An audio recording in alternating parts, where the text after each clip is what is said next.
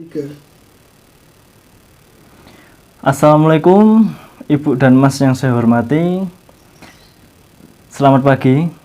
Terima kasih untuk perhatiannya. Saya sangat senang bisa menyampaikan materi tentang vertigo di hadapan Ibu dan Mas sekalian. Sebelumnya saya minta maaf, saya menyampaikan materi ini melalui video conference dikarenakan adanya wabah COVID-19, jadi mohon pengertian dari Bapak, Ibu, dan Mas.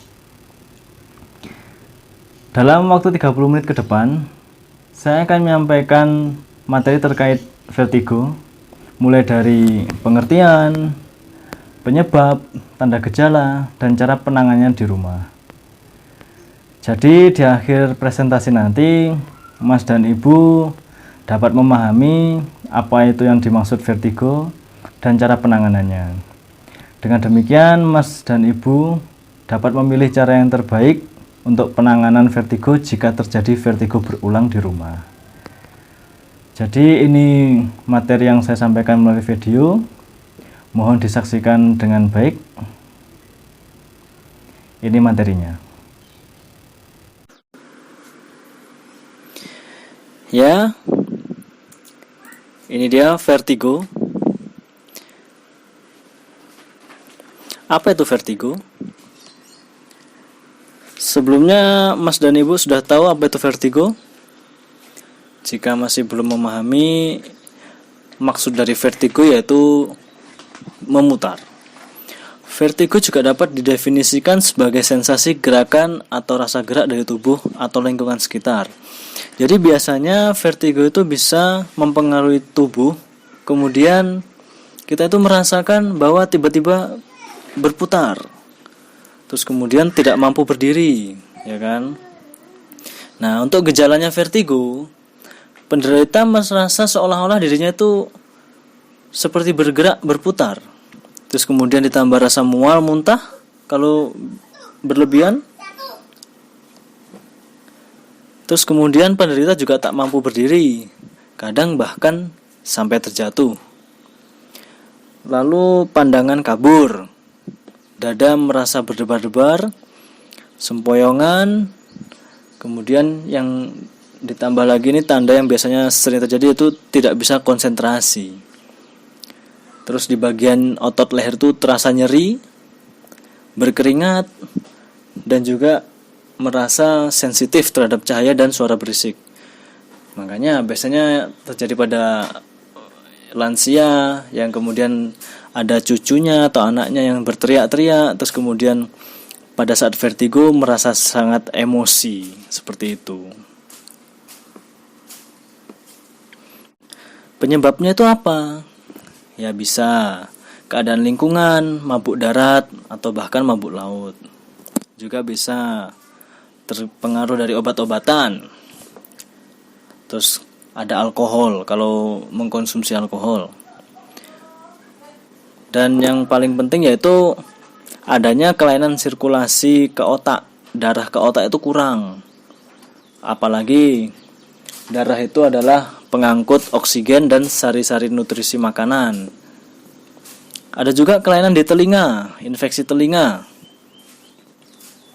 Kelainan neurologis, trauma, yaitu karena dulu pernah sempat jatuh, kecelakaan, seperti itu, jadi bisa muncul terjadinya vertigo.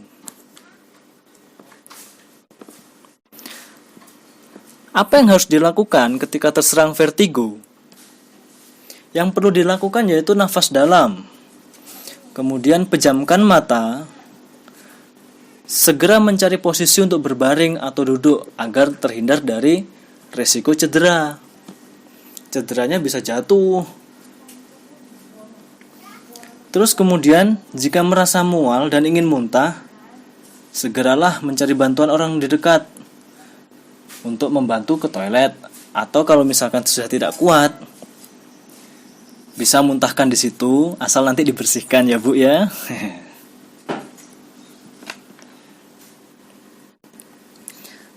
Terus, pada saat berbaring, pertahankan posisi tersebut. Jangan sampai serangan vertigo itu berulang. Jadi berbaring, pertahankan posisi hingga serangan vertigo itu hilang. Terus kemudian buka mata secara perlahan, lalu coba miringkan badan atau gerakkan kepala perlahan agar sirkulasi darah ke otak itu lancar.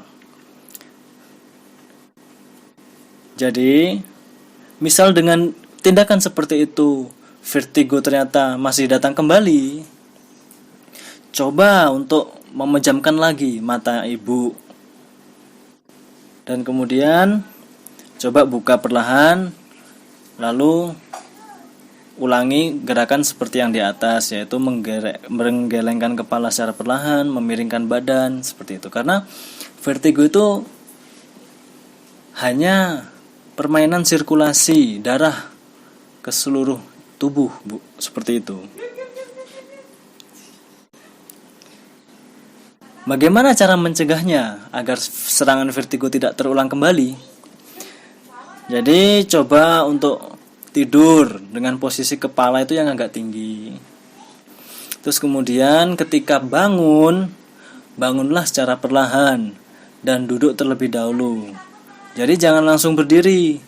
Kebanyakan orang yang belum memahami itu bangun tidur terus kemudian langsung berdiri. Pasti akan segera pusing.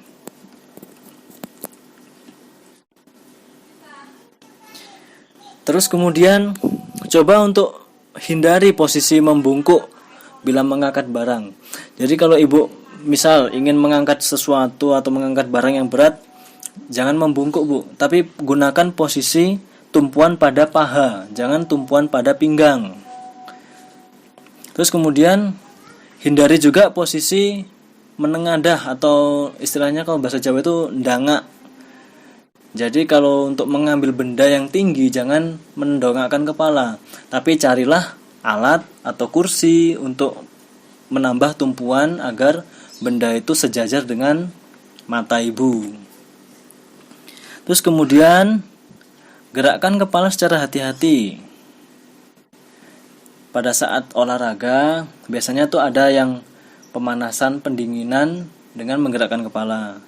Dengan penderita yang pernah mempunyai vertigo, jadi diharapkan untuk berhati-hati dalam menggerakkan kepala.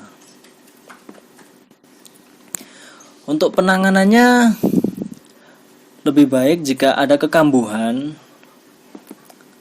Untuk mengurangi resiko terjadinya lebih keparahannya vertigo ini, lebih baik ibu segera konsul ke dokter spesialis saraf di fasilitas pelayanan, misalkan puskesmas atau bahkan minta rujukan ke rumah sakit, seperti itu ibu. Jadi untuk penanganan vertigo ini tidak bisa dianggap remeh, seperti itu. Jadi sekian pemaparan materi dari saya, semoga bisa bermanfaat untuk ibu.